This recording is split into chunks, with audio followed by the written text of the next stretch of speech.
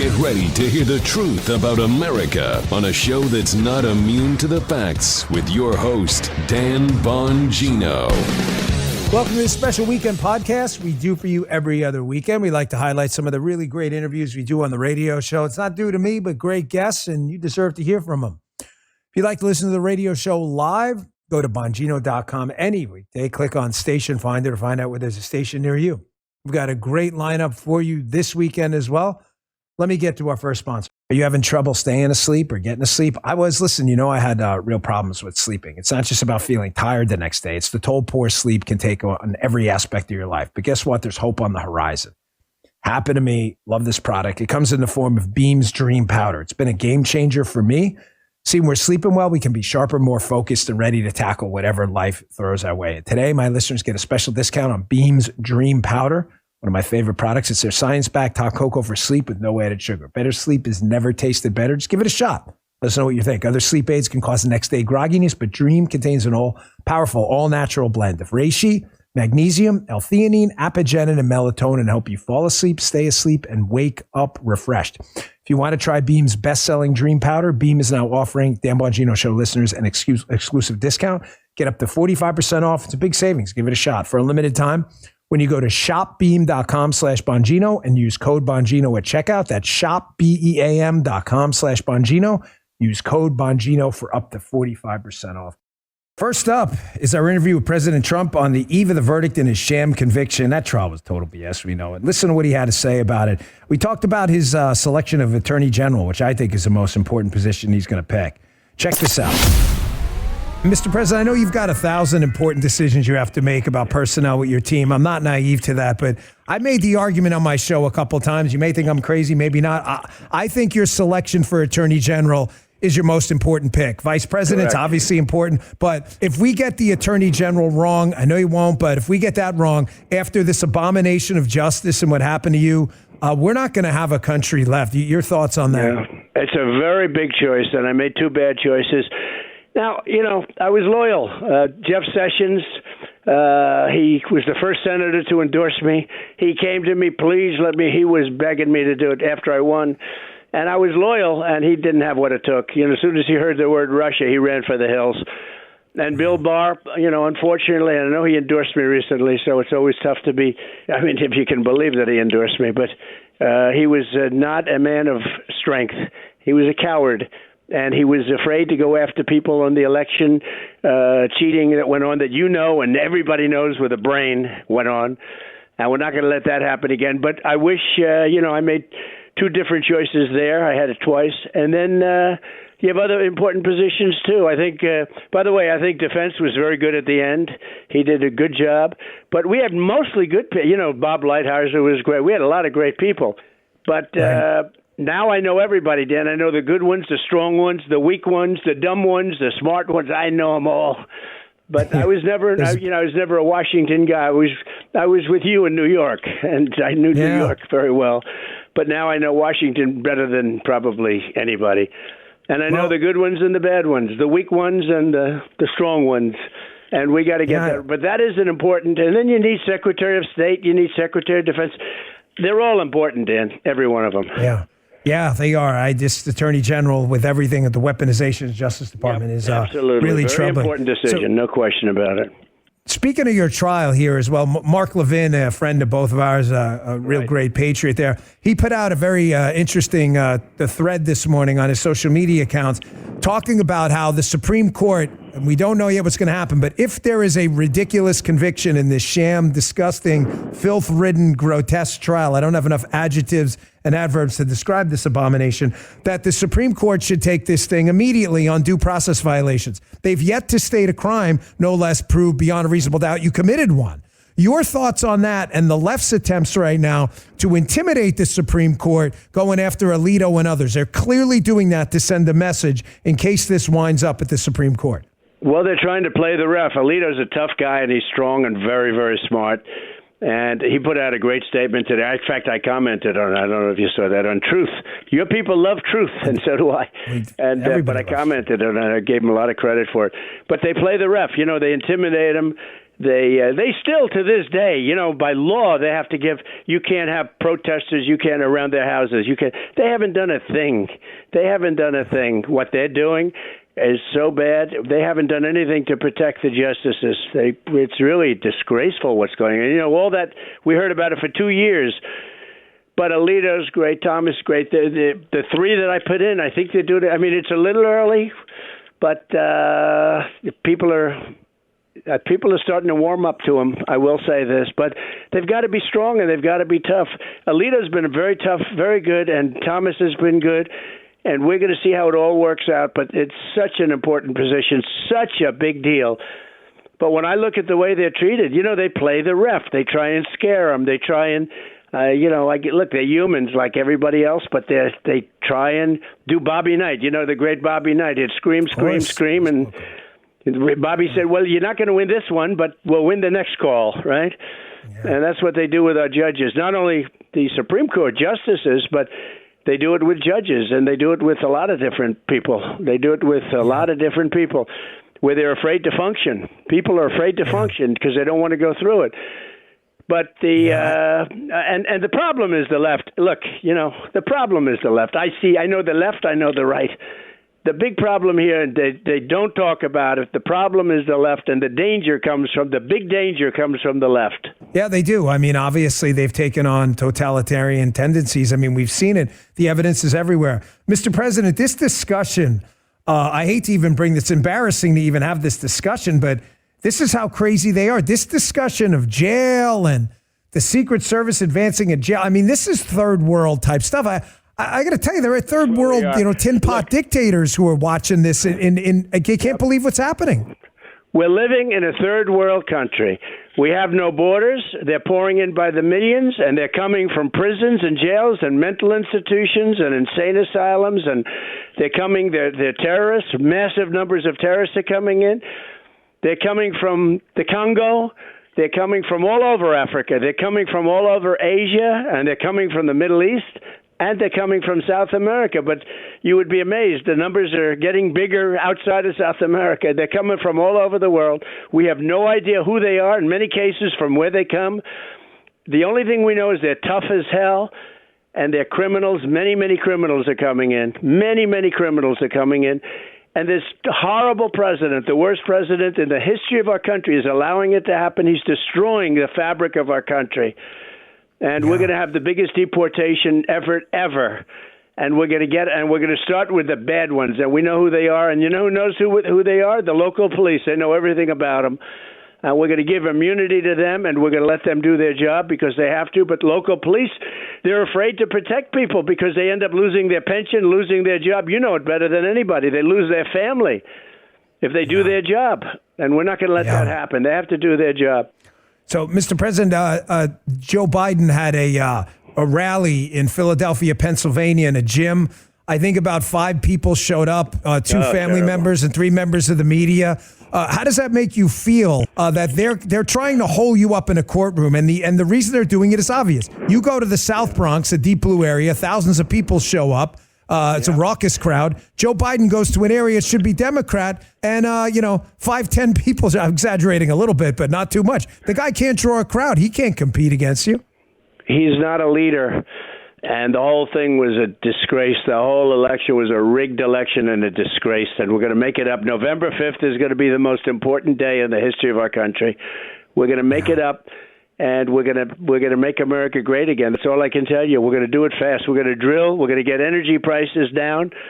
I say drill, baby, drill. We're gonna get energy prices way down. We're gonna bring those numbers. I mean, people are looking at numbers sometimes as high as 50% of costs of things are up. No matter what they're making, they're getting wiped out. The middle class is being destroyed. The lower income people they can't even live under Biden. He talks about Bidenomics. He doesn't use the term anymore. It's a disaster. But the people are being hurt in our country. Look, we wouldn't have had inflation. More importantly, because frankly, that's numbers and it's terrible. But we wouldn't have had all those people being killed in Ukraine. It would have never happened. Putin would have never done it. We would have had oil prices down. I mean, the high oil prices gave him the money to do it. And we had low oil prices. We had low energy prices. You wouldn't have had Israel. You wouldn't have had the October 7th attack in Israel. You wouldn't have had any of this stuff. You wouldn't have China. China wouldn't be eyeing Taiwan, which looks like they want it pretty badly. They weren't doing it. I had plenty of talks with him, and I had plenty of talks with Putin. They would have never gone in. Putin would have never gone in. President Xi would have never gone in. We would have had a much different world. I'll tell you, Dan, you wouldn't have had those two things alone. You wouldn't have had inflation. And if you take those three out, and you would have had Iran was, as you know, they were broke. They weren't funding Hamas, and they weren't funding anything. They weren't funding Hezbollah. They weren't funding any of these terror states, these terror gangs, you call them, because they're gangs. And they were being funded by Iran. Iran had no money. They had no money. We had anybody bought, they couldn't do business in the United States. They had no money. And now they have $224 billion. A lot of money. Yeah, that's great. They're a different group, and they're looking to get a nuclear weapon, and they're going to have one soon, because this idiot is allowing them to have a nuclear weapon. And when they have, you're not going to be able to talk to them anymore. Yeah, just a new report released on their progress. Mr. President, I'm sorry you're going through all this. Thanks for fighting for the country. We really appreciate it. And thank you so much for these exclusive comments after this sham trial today. We really appreciate it. Thanks for your time. It is my honor to be fighting. Thank you very much. Thanks, Dan. Thank you, sir. Appreciate it very much. President Trump, folks. President Donald J. Trump. Really appreciate that. Up next, another interview you're going to love, but let's get to our next sponsor first. We recently had monumental news that no one's talking about. For the first time in our history, it's been reported that the interest we pay on the national debt surpassed every individual budget item except Social Security. That's right. The U.S. now spends more on interest than on national defense or even Medicare. And it's only getting worse as big government continues to spend like drunken sailors. That's why savvy investors, central banks, and concerned savers are turning to gold, something not tied to the inflated U.S. dollar. You can too with the help of Birch Gold, BIRCH. For over 20 years, Birch Gold Group has helped thousands of Americans protect their savings by converting an IRA or 401k into an IRA in physical gold. To learn more, text Dan to 989898. Claim your free, no obligation info kit on gold today. Birch Gold has earned my trust with their education-first approach. There are thousands of happy customers, me included, and their countless 5-star reviews, which is why I buy my gold from Birch Gold. Help protect your savings. Text Dan to 989898 today. Message and data rates apply. We talked with renowned cardiologist Dr. Peter McCullough about what happened with Dr. Fauci, and most importantly, the potential dangers of the vaccine for some people and how you'd know you were at risk. This is really an important interview you're going to want to hear. Check it out. All right, this is one of my most popular guests. Been on the show often, world-renowned cardiologist, and early on, one of the few, sadly, and I say that with regret, medical professionals, healthcare professionals out there who is willing to say, hey, we going to do science here? Or are we going to do hysteria when COVID hit in 2020 and 2021? Welcoming back to the show, Dr. Peter McCullough. Doc, welcome to the show. Thanks for spending some time with us. Thank you. The Doc, you watched Dr. Fauci's hearing like I did. I saw some of your commentary on Fox about it. And you had to be as horrified as I was. It appears he's rewriting history. What did you think first about his line about how he kept an open mind about the lab leak theory when you and I can both read his emails and what was happening behind the scenes? It appeared they were doing everything to suppress us from looking into this lab leak theory. Keeping an open mind on his plan. He was part of this conspiracy, this working group of the NIAID, his research branch, Ralph Barrick at UNC Chapel Hill, Peter Daszak at EcoHealth Alliance, and Dr. Xing Li, the bat lady in Wuhan. They created SARS-CoV-2. Fauci is part of that team. They published it in 2015 and 2016, Nature Medicine, proceeds to the National Academy of Sciences. They're blocking the release of that genetic code from those two papers, which probably closely matches SARS-CoV-2.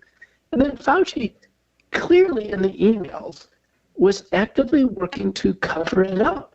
So when he goes to Capitol Hill and said he kept an open mind, he's part of the team that created it. Yeah, that kind of really disturbed me because, people like you and I who legitimately kept an open mind, Doc, I didn't know early on if it had some natural origin. I'm not a virologist and epidemiologist, certainly could have. But the evidence that a, virus that, leaked from Wuhan was studying viruses of that specific origin seemed pretty overwhelming. Let me move on to some other information, more your wheelhouse here. You had warned early on about the vaccine that, hey, this may not be for everyone. You said there's some information about this vaccine. We don't know everything. We need some longitudinal data over time about what these outcomes may be. And again, you were called a conspiracy theorist and every malicious name in the book. And it turns out that you may, in fact, have been right, and some of the benefits of this vaccine were likely overstated. Where do we stand now with the vaccine? I believe last time we talked, you told me there were 3 groups of responders, and I don't want to put words in your mouth, that some people are having a hard time with this. Now that we have a bigger data set and time has passed, what are your thoughts on the vaccine, its efficacy, and side effects? Yeah, I'm the only public figure who called it ahead of time. August of 2020, Dan, I published an op-ed in The Hill. It was titled The Great Gamble of the COVID-19 Vaccine Program. I'm the only one. You're talking to him. I called it ahead of time. I said, listen, it's the genetic code for the dangerous and lethal part of the virus. Once this genetic code gets injected, we had no way of shutting it off. We had no idea where it went in the body, how long it lasted, and boy, has it been a disaster. Fortunately, data from 3 sources now suggest about a third of people have 0 side effects, 0, starting from the initial shots. Just under 2/3 have some mild side effects, but they're okay. 3 studies demonstrate that between 5 to 10% of people, Dan, they're in trouble. Now, Doc, we're talking to Dr. Peter McCullough, world-renowned cardiologist, one of the few truth tellers early on about COVID. Is that forgive me, again, not being a medical health professional, is that an unusually large number for an mRNA-based vaccine to have side effects in the 5 to 10% range? You see this stuff all the time. Is that high? Is it low? Is it average? In terms of outcomes in cardiology, low is less than 1%, moderate is 1 to 5%, and high is over 5%. Our CDC V-Safe data, 10 million Americans, they took the shots, Dan. 7.7% of people got so sick with the shots they had to go to urgent care or be hospitalized. It's too high. So when you were warning about this early on, and medical health professionals, and I use that term loosely, like Dr. Fauci and others, Dr. Birx, when they were implying that this vaccine had an incredibly tight safety profile and that we really shouldn't worry. I mean, you can go back and listen yourself. You heard it, Doc, just like I did. They were the ones actually manipulating the science, correct? It wasn't people like yourself who said, maybe we should wait a little bit. They were the ones putting out this information. Dan, when the vaccines first came out, December 10th, 2020, there was only 1 month for the primary series and 2 months of observation. No one could have known what would happen at month 4. No one could have known. Yeah. So when, these doctors, American Board of Internal Medicine, others said they're safe and effective, everybody take them. No one knew. This was what's called vaccine hubris. That is, people becoming overconfident in mankind's invention. We should have been much more humble to say, listen, we don't know if this is going to work or not. Everybody should have a free choice, evaluate the emerging risks and benefits. We should have had monthly safety meetings from the vaccine sponsors, the FDA and CDC. None of that happened. Basically, people were told to take it or lose their job. Yeah, and many of them did. Talking to Dr. Peter McCullough. Doc, regarding the vaccine, I'm getting a bunch of questions now coming in via my social media. They want to know, in your professional opinion, if it's been, say, three years or so, 2 years, they've had a vaccine and they haven't actually felt any symptoms. Maybe they haven't had blood work or anything like that, but they haven't felt any symptoms, no noticeable change in, their heart rate or anything like that. Are those people okay? Is there something they should be doing? I know you had mentioned nattokinase. I actually have it on my desk. I take it every day. Is that still an avenue? What about lumbrokinase? Are there anti-inflammatories out there if you are having issues with that? I'm not asking you to diagnose anyone specifically. I know they're not in front of you. But in general, does any of that stuff work? Well, let me tell you what I do in practice is I do an analysis. I ask them what shots did they take and when they took them. How many episodes of proven COVID did they have? And then we measure antibodies on an extended range assay to the spike protein, which is a proxy of how much spike protein exposure someone had. And then we run tests for autoimmunity, the ANA, the anti-citrullinated peptide and rheumatoid factor, if their skin or kidney symptoms, we measure ANCA, which is a more expensive test. We run several tests for heart damage, BNP, troponin, and galectin-3. But the point is, from taking a history, doing an EKG exam and some labs, we can size up if somebody's in trouble or not. Fortunately, the vast majority of people are fine. Sure, the longer you go from the shots with no side effects, statistically less likely something's going to happen. But we have seen new blood clots and new complications arise, Dan, even 3 years after the shot. And you know what the wild card is getting another episode of COVID. Because the vaccines don't work, you have a vaccinated person, they're loaded with spike protein, maybe they have a tendency towards blood clot, they get another episode of COVID, it's mild, but yet they end up with a blood clot. Now, I see that in practice frequently. Wow, that's pretty scary because, you would think, I mean, call me crazy, Doc, but I'm a believer in these, nutty things I learned about in Biology 101, like natural immunity. I'm not a doctor, but, I'm pretty sure my freshman year biology teacher, Miss Lonergan, taught me that the body's supposed to get better at defending against pathogens over time with persistent reinfection and not worse.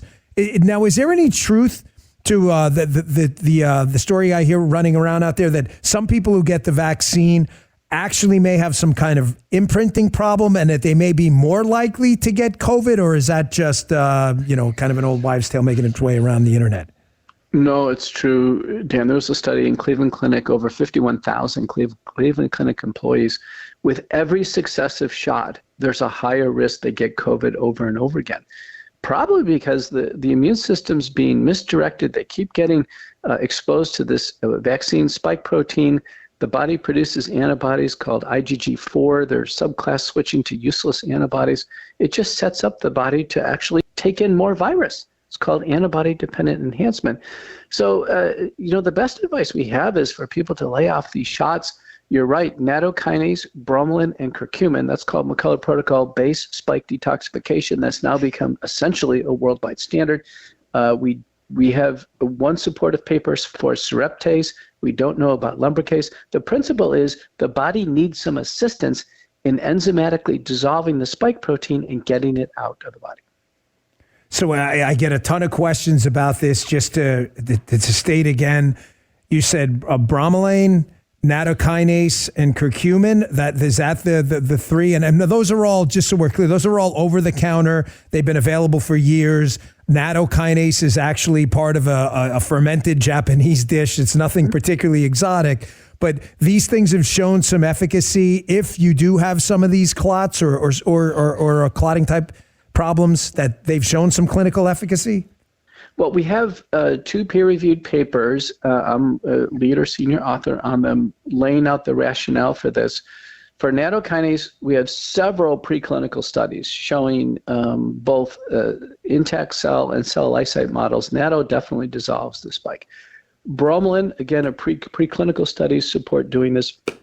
Both of those are forms of blood thinners, which people need anyway. There's a tendency towards blood clotting, not blood thinning, currently among everybody post-pandemic.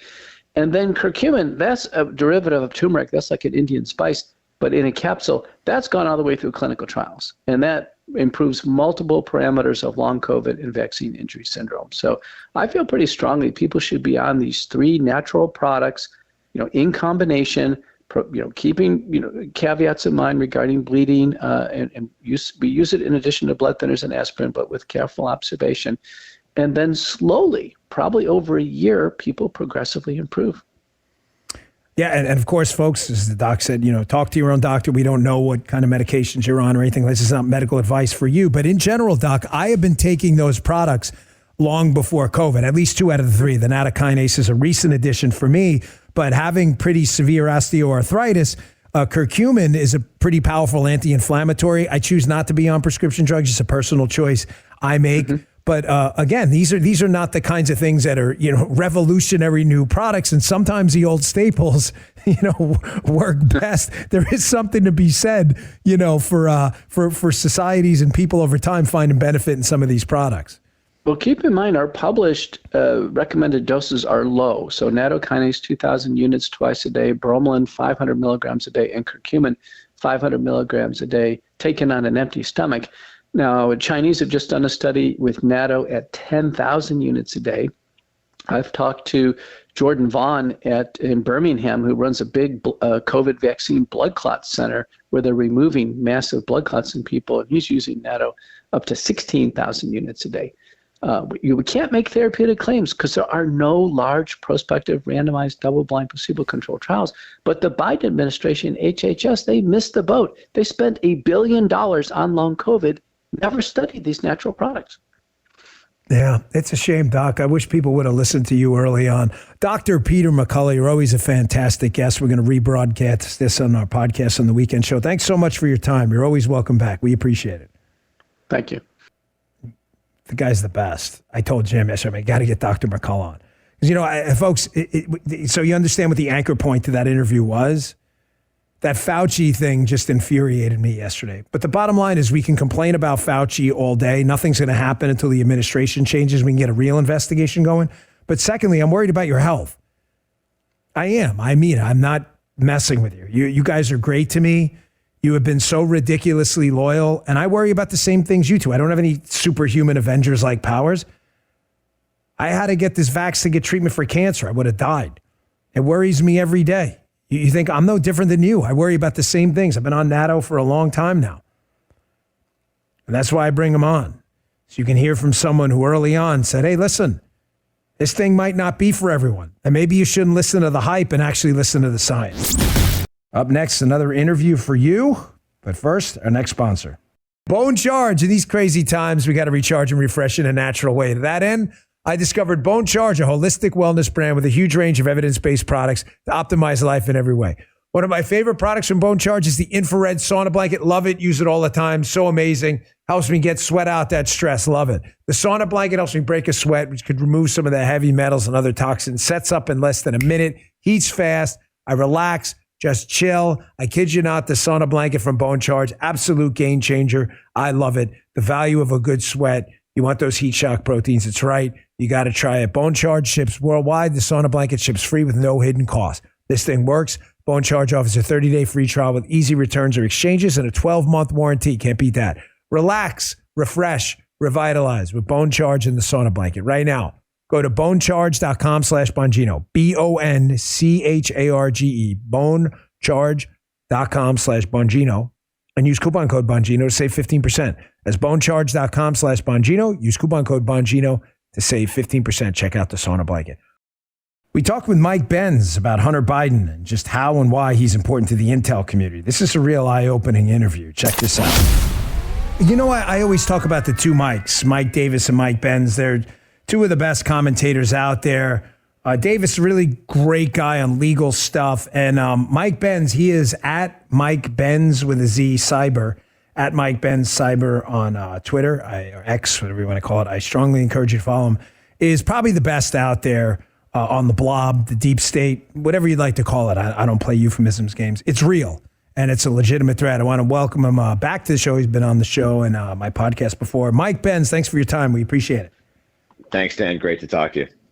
Always great to talk to you. I meant what I said. You're probably the best explainer of how the deep state works. And Mike, I think the problem we have is it's almost it's an asymmetric argument in the fact that the deep state understands itself because it's itself. I mean, that's what it does. Every day it's there working through the spreadsheets, doling out the money, paying off the influence peddlers. And it does get complicated, the blob. And I think one of your gifts is you kind of make it understandable. I think the story you've been digging into this week on your social media feed and through your subscription accounts, it just describes the deep state and makes it understandable. The Hunter Biden, Burisma, natural gas CIA story, everybody basically had their hand in the pot. Everyone was making money. It was about influence and money, and it explains how they work. If you could just kind of dig into why the CIA was protecting Hunter Biden, you explain it better than anyone. So take it away. Sure. So, there's a long history of the CIA's role in the oil and gas industry. This is something that goes back a very long time. You can argue even to 1953 when the CIA toppled the government of Iran to prevent the nationalization of the oil there. You can go back to the 1960s when George Bush Sr. began his intelligence career. This is before he was president of the United States or vice president under Reagan. or even before he was the CIA director in 1976. Before that, he came from the oil intelligence world. He was the CIA's liaison to to oil companies in Latin America, and that's why he created Zapata Energy Offshore in Colombia and whatnot. And there's a long relationship between the CIA and this. If people want to do further reading on this, you can read the book Private Empire about ExxonMobil and its relationships with the U.S. government and the intelligence services. Dick Cheney runs through this story, obviously, with Halliburton, which coincidentally owns the oil and shale refining rights in Ukraine. You had in Ukraine this grand Ukraine energy play by corporate and financial stakeholders on both sides of the political aisle, which is that Russia has $75 trillion worth of natural resources in Russia. It is the most resource-rich country on earth, but most of it, the vast majority of it, is unexploited. But Russia itself, its economy was destroyed during the 20th century, and as it rebuilt itself through basically two things: its export of its natural gas, principally to Europe, and its arms industry, which has been the bane, the thorn in the side of the U.S. foreign policy establishment for many years now. If you remember, the Obama administration tried to invade Syria, but we were repelled because Russia provided Syria with the air defense systems. Right. Look at what just happened in Niger just now. We just got kicked out of Niger, and it's because Russia was providing small arms to the army there. So if we can bankrupt Russia, there's no opposition essentially to U.S. military hegemony. So there's a DOD interest in bankrupting Russia. There's a State Department interest in bankrupting Russia and taking all of their deal flow and having it transferred essentially as windfall profits to U.S. or to NATO-based companies. And this is where the natural gas story comes into this. Russia used to provide 100% of the natural gas to Europe through the it sits on basically the world's second largest supply of natural gas. And it all used to run through Ukraine, either Ukraine or in a direct pipeline to Germany. But we know what happened to the German pipelines. But Ukraine was the great transit point. It's not that Ukraine has a fair amount of unexploited natural gas, and this is what Burisma was doing, but most of Ukraine's financial gift and most of its annual revenues come from the gas transit fees that it has, because it is the locus point of the east-west connective tissue. I'm sorry, one second. So you have basically 100 years of gas pipelines that Ukraine is central to running through. So if you can simply rewire the gas so that it no longer comes from Russia, it no longer comes from Ukraine's east, but it comes from Ukraine's west, for example, by piping in U.S. LNG or British LNG up through Poland, through the Baltic Sea, and then connecting it directly to Ukraine, you have the same gas architecture. You don't need to build a whole new web of energy infrastructure, which is very expensive to build and maintain. You simply reroute it, and now you have basically $1 trillion market that's captured by the West rather than by the East. And there was a plan in motion that goes back at least about a decade to have this happen. As Putin was reasserting himself on the world stage, he began to use gas diplomacy to win back countries in Central and Eastern Europe that had been folded into NATO or were trying to be folded into NATO to bring them into the Russian orbit again. This was called gas diplomacy, and the U.S. State Department, beginning in about 2006, began to coerce European countries to buy more expensive Western gas than the natural gas that was coming from Europe in order to prevent Russian economic influence over their own politicians. And these countries didn't want to go along with it, but they ended up doing it anyway because of pressure from the U.S. And then when Crimea happened in 2014, a lot of this was also because of this same gas story. If anybody follows any of the CIA cutouts in this space, the National Endowment for Democracy, CEPA, the Center for European Policy Analysis, if you follow the Atlantic Council with 7 CIA directors on its board, they are monomaniacally obsessed with getting the transfer of Russian gas. And Burisma played a very interesting role in this, because Burisma was one of the biggest private sector gas companies in Europe that was providing this pipeline of endogenous gas into Naftogaz, the Ukraine state-owned company. And part of the reason we orchestrated the coup in 2014 to overthrow the Ukraine was because the Ukrainian government under Viktor Yanukovych had refused an IMF trade deal where in order to basically assuage its debts to the IMF, Ukraine would have had to privatize Naftogaz and sell off their public gas company to private stakeholders from the George Soros financial crew, which is, he played a big role in that amazingly. Yeah, huge. Yes, a huge role in that. I that's actually one part I covered in one of my books, is that Soros has a huge footprint in this entire thing. But go ahead, continue. Massive. So you basically have, again, if you can cut Russia off and force these countries to buy much more expensive Western-based gas, because a lot of this just comes down to the logistics of the price system, which is that a natural gas pipeline is much cheaper than liquefying natural gas in Houston, shipping it across the Atlantic Ocean, 5,000 miles, sending it to a port in Poland, running that through a connective tissue in Slovakia, and then porting it into Ukraine, then deliquefying the gas. It's just way more expensive, so countries don't want to do it. So the State Department has played the major role in coercing foreign governments and pressuring them and doing regime change operations to make sure that there are pliant puppet governments all over Central and Eastern Europe that are down with this plan. And you have to understand, the CIA is not the big boss of all of this. They're not even the brains of all of this. They are the GIMP of all of this. They are the assistant squad to the State Department. You see, we have this thing where this, we have three departments that are foreign facing that comprise our Department of Dirty Tricks that are allowed to do supra-constitutional activity, so to speak, in the name of helping, for the benefit of U.S. citizens. We have our Department of Defense, our military, which is for national security. We have but the State Department and CIA have a much broader mandate. They operate under something called national interest, which means if we think it's good for us, if it helps us economically, then we can do it. We don't even need a defense justification. And the CIA was created because the State Department needed some sort of cloak and dagger mechanism to be able to achieve State Department goals without having State Department fingers on it. This is what the plausible deniability doctrine of the CIA is. They can do all sorts of dirty things. They can blow up a pipeline. They can overthrow a government. They can rig elections or rig media ecosystems in foreign countries, and there's no diplomatic blowback because the U.S. government didn't do it.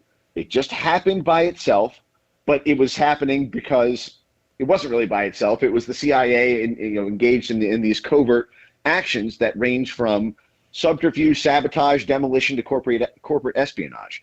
And that corporate espionage side is where you get to the Burisma story.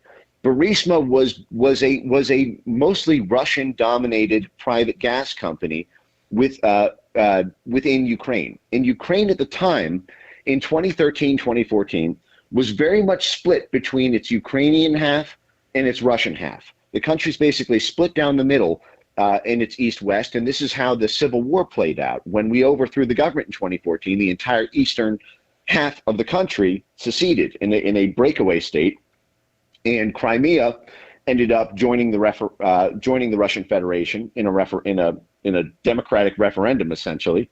And at this point, we descended on. Well, it goes back before that. Again, even if you look at Victoria Nuland's speech in 2013, where she's talking about how the U.S. State Department provided $5 billion worth of support to the exact civil society organizations who then orchestrated the color revolution there, the right sector mobs that ended up, effectively January 6ing, if you will, if you believe the official story, they basically surrounded the Parliament building and ran the president out of the country, and then installed the new unelected government. When Victoria Nuland gave that speech about how they had provided all the financial support to those groups, she was doing it in front of a sign for Chevron and Royal Dutch Shell, which were two of the big oil and gas companies that had each made a $10 billion investment in Naftogaz, which Burisma is the feeder to. So these were the major oil and gas companies sponsoring the State Department conference on the coup. Mike, Mike, I don't want to cut you off. I'm sorry. I don't mean to be rude. I only got 2 minutes left, though. I got a hard break. I want my audience to hear this part, though. How are they so stupid, though, this blob that has this amazing interest? My people are already emailing me. They can't believe the story you're telling, how amazing it is. But how are they so dumb to put a Hunter Biden face on it, thinking that no one would figure out there was a moneyed interest in the blob? Didn't it expose the blob? I got a minute and 40 left, if you could tell us that angle of it. It's a very similar story to Jeffrey Epstein. If you recall, Alex Acosta, when he was being nominated for Secretary of Labor, he was asked, why didn't you go after Epstein in the 90s? Why did you give him a sweetheart deal? And he said, I was told to back off the case because he belonged to intelligence. That's a direct quote. Wow. And this is what the CIA does. One of the things they do is they interface with the Justice Department. If you remember, Bill Barr, who was the head of the Justice Department during the Trump term while all this was happening with Hunter Biden, Bill Barr started his career in the Central Intelligence Agency. And not only that, the Washington Post even reported how he was the janitor for Iran-Contra, blocking congressional oversight of the CIA's role in the scandal of Iran-Contra. He's basically been the mop-up man for the CIA, and now he was the head of the Justice Department twice. And so there's a long history of the CIA's role in tilting the Justice Department to protect their own criminals. Because again, under the CIA's plausible deniability doctrine, they have a license to crime. They have as long as they maintain plausible deniability. And just one more thing on Hunter Biden. Biden. I got about 20 seconds left. Hunter Biden was on the chairman's advisory board of NDI, the National Democratic Institute. That is a CIA cutout. That is the DNC branch of the National Endowment for Democracy, which was literally created by a letter from CIA Director Bill Colby in the 1980s when he said the CIA used to get caught with directly funding people who want to set up a National Endowment for Democracy so that it doesn't look like there's CIA fingerprints on it. God. How the hell does Hunter Biden get on the chairman's advisory board of the most prolific CIA cutout in the entire country? Mike, I'm going to just read to you a message I got. Wow, from George. I wish I could spend more time with you. You just blew my audience away. That is just a PhD course in 15 minutes. Hey, Mike, you're really wonderful. Thanks for coming on. Mike's Twitter feed, you're the best, buddy. Mike Benz with a Z, at Mike Benz Cyber. Thanks, Mike. Give him a follow. Fantastic guy. Subscribe to his account. It is really a college-level course on, you just heard what the deep state is really up to. Up next, an interview with a really good friend you're going to love, but let's get to our last sponsor first. With cyber attacks on the rise, protecting your data security is more important than ever. So why is Congress considering a law that puts your data at greater risk of being hacked and exposed to foreign networks? The Durbin-Marshall credit card bill shifts billions in consumer spending to less secure payment networks, all so that corporate mega stores can make bigger profits. Don't let Durbin-Marshall steal your data. Visit handsoffmyrewards.com/security and tell your senators to oppose the Durbin-Marshall credit card bill. Paid for by Electronic Payments Coalition. This is Pete Hegseth about his new book, The War on Warriors, about the current state of our military and it going woke. Listen to it. It's really important. You know this guy, you see him on Fox and Friends, a great guy, good friend for a really long time. Gosh, we met well over 10, probably 15 years ago. I remember running into him at one of those early CPACs. He's got a new book out. I got it right here for those of you watching at home. It's called The War on Warriors. It's a pretty fantastic book. My friend Pete Hegseth. Pete, welcome to the show. What's up, Dan? Thanks for having me, man.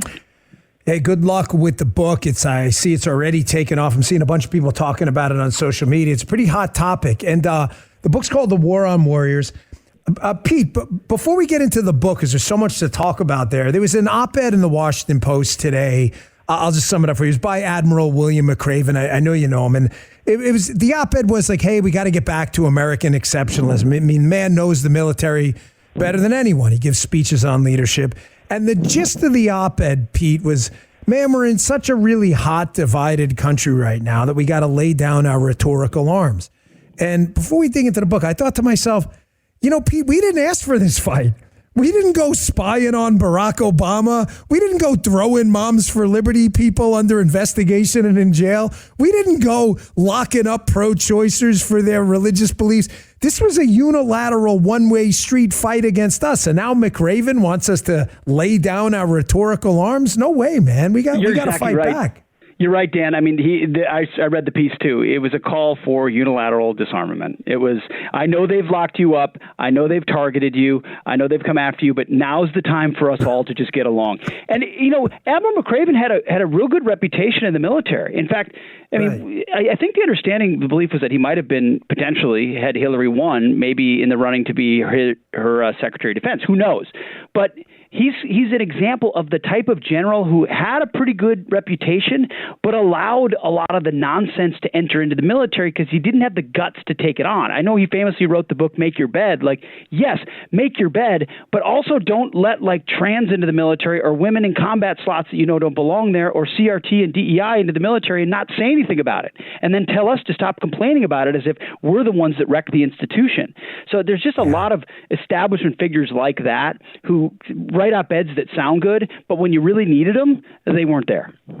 Well, I just want you to know, you inspired me. I knew you were coming on the show, and I was just doing some kind of homework on our military stuff, and that segment popped up. I'd actually seen it on Fox and Friends, and I was really disappointed because I agree. He had a great reputation. It just seems like such a kumbaya, silly thing to say, given that we didn't ask for it. So the book, Pete, is called The War on Warriors. It's probably got the Pentagon running for the hills. You are probably on a most wanted list in the Pentagon right now because it's a pretty stunning indictment, Pete, of our military and readiness. And one of the things you obviously address is the woke thing. But you give real examples. And one of them I heard you talking about in an appearance I was watching the other day is, we'll reject people in the military for asthma because it would be, you're not combat ready with certain severity conditions, that might impact your readiness. Yeah. And yet we'll take people who want a sex change operation. I mean, that's the craziest thing I've ever heard. You're right, Dan, because it stopped being about meritocracy. I mean, you've been in these types of units, whether it's the NYPD or the Secret Service or the military. If you're being told diversity is your strength, that's a lie. From the beginning, yet we're hearing that from the top levels of our military. The diversity is our strength. That's a lie. Everyone serving knows that's true. Our strength is our unity of effort, our unity of mission, our brotherhood, those that we are willing to sacrifice for, regardless of your background, regardless of your shade, regardless of your socioeconomic status. That's what makes the military class or the law enforcement class different. And so when you hear leaders spouting and pushing this stuff and pushing pushing things like trans or even changing standards for gender standards, they've completely abdicated their responsibility and their oath to the Constitution. The book is not how the military went woke. The book is how the military allowed itself to go woke. It was brass and leadership who laid down to civilians with left-wing Marxist views pushed into the military, and they didn't do anything about it, man. They didn't do anything about it. And now we're dealing with the consequences. There's a lot of great patriots in uniform. And I wrote this book for them in the hopes that a new commander-in-chief can get rid of that garbage and get us back to what we do best. Oh, there's a ton of patriots, and I know you know that. I say the same thing about some of my friends in federal law enforcement. Some of these guys are disgusted. They reach out to me every day. They're like, I can't believe what's going on. The book is called The War on Warriors by my friend Pete Hegseth. It is out today. Go pick up a copy wherever you get your books. Pete, you are obviously in the military, and the whole idea of boot camp, this initial indoctrination phase, is that you break people down to their preconceived notions. Everyone's the same. Hispanic, Black, Asian, everyone gets yelled at. They break you down, and they want to make sure any preconceived notions you had of it's me first are going to be gone. And then they build you back up again. If you're a Marine, you get that Eagle, Globe, and Anchor. People are crying. They're just so emotionally attached. You're in the Army, the Navy. You get out of there. You did something special. Boot camp's hard, man. And now this is strategy that has worked forever for us to build a combat effective military.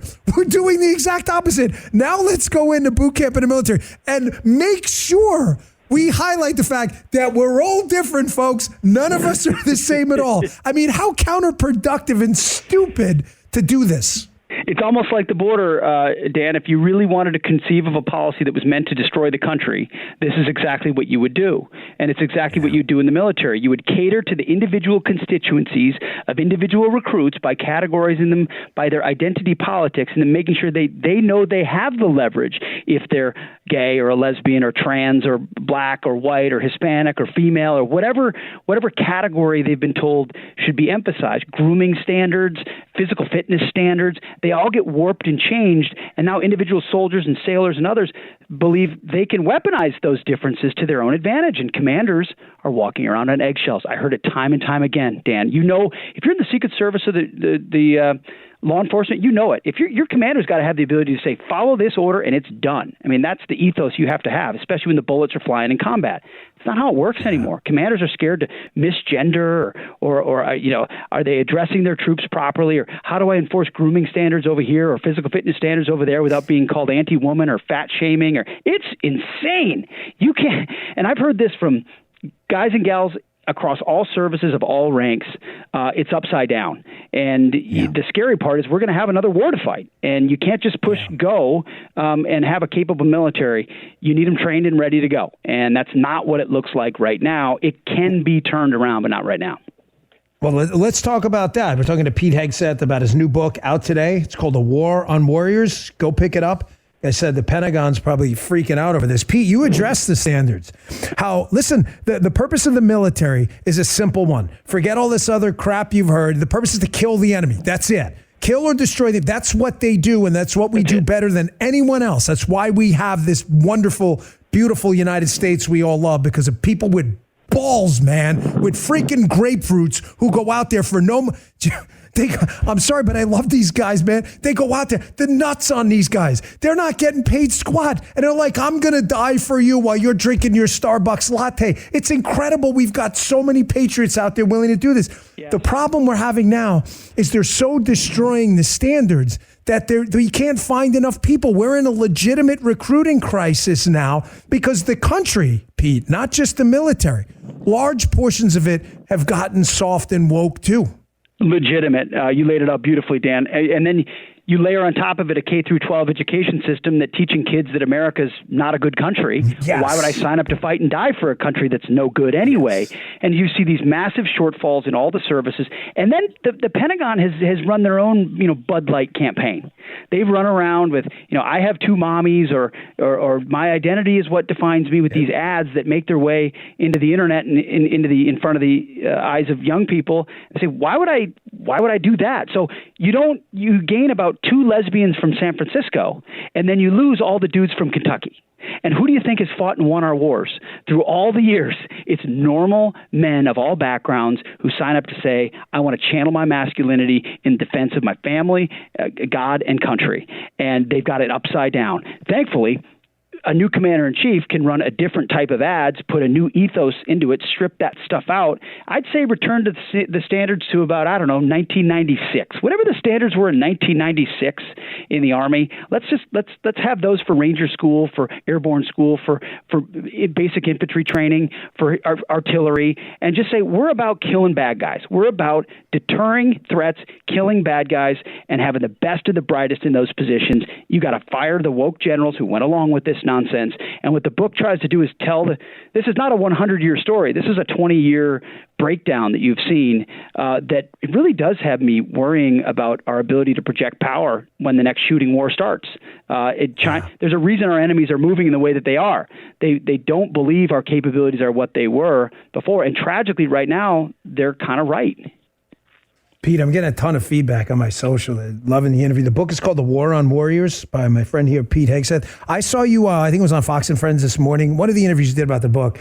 And someone had asked you, maybe it was Lawrence, and said, Pete, when did this start? And correct me if I'm wrong, but it probably started decades ago, but you think it really got hot, this effort to destroy and kind of wokeify our military during the Obama era. Did I hear that right? You did hear that right. Sure, there were things that happened under Clinton, and Jimmy Carter didn't fund it properly.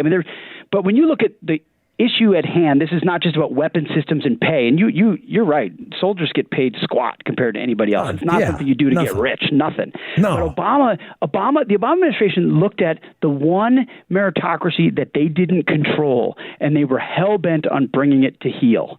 And from the beginning, you remember Obama famously sort of mistrusted all the generals and poo-pooed them. Well, yes. He got rid of the ones that were warfighters that were willing to be complicit with every agenda that they were pushing. And then by the end, they sort of got their footing and really fast-forwarded a lot of those things. Trump came in and tried to stop some of it, but there wasn't, I think, as much of a sense of the depth of what Obama had done because most of it was under the radar. And so a lot of it just kind of simmered inside the Pentagon and came roaring out after George Floyd and what you saw with Mark Milley and Lloyd Austin and all the nonsense about, January 6th and George Floyd and systemic racism and extremism in the ranks. And that's where my story comes in, that I was identified as an extremist by my own unit in the D.C. National Guard before guarding the inauguration. It was absurd. The whole story in the book, Dan. Hegseth. Yes, exactly. That's hilarious. I signed up to fight extremists, and then I got called one, and my orders were revoked to go defend the inauguration after serving 3 tours. The whole story's in there. But if it's happening to me, Dan, it's happening to anybody. And I know the stories of dozens and dozens of guys in this book who the same thing happened to. Folks, the book is called The War on Warriors. It's by my good friend here, Pete Hegseth. He's a great guy and a patriot. Been a loyal friend for a long time. And Pete, I know this book is going to be another mega bestseller because I know this is a work of passion for you. This is probably a book you've had in your head for the longest time. I can only imagine all the stuff that came out in this book. So good luck with it, my friend. It was therapy too, Dan. And you're right. I got word that some folks in the Pentagon got early copies, and they're none too happy. You're right. Brother, good. I can only, there is, believe me, there is some do not admit poster with your face and the hair on it right now. It's at the front door of every location. Do not admit. Pete Hegseth, God bless you, my friend. The book again, The War on Warriors. Best of luck with it, my friend. You're the man, Dan. Thank you so much. God bless you, brother. Take care. Pete Hegseth. Good man. We had a lot of good times together over at Fox. A good guy. And the book, I've only gotten through about a quarter of it. And his note to his kid about the military is pretty touching, by the way. You should check that out. Because a lot of these military families are generational. And you're seeing a lot of people who serve now who can't say with a straight face to their kids that, hey, man, this is the right career path for you. And that's really sad. Because, folks, let me tell you something. Without people with balls and brave men and women who go in there and actually put their lives on the line, not some cliche, put my life. No. Like they really could lose their lives. Without people doing that, you don't have a country. You don't have a country. You have an idea of a country. You have a landmass. But trust me, you don't have a country. Thanks for listening to the Dan Bongino Show. You can find us on over 300 stations across the country. Go to Bongino.com/station finder. And if you want to watch the show live every day, you can start at 11 a.m. on Rumble for the podcast, rumble.com/Bongino. And the radio show broadcasts live there as well at noon. Rumble.com/Bongino. See you on Monday. You just heard Dan Bongino.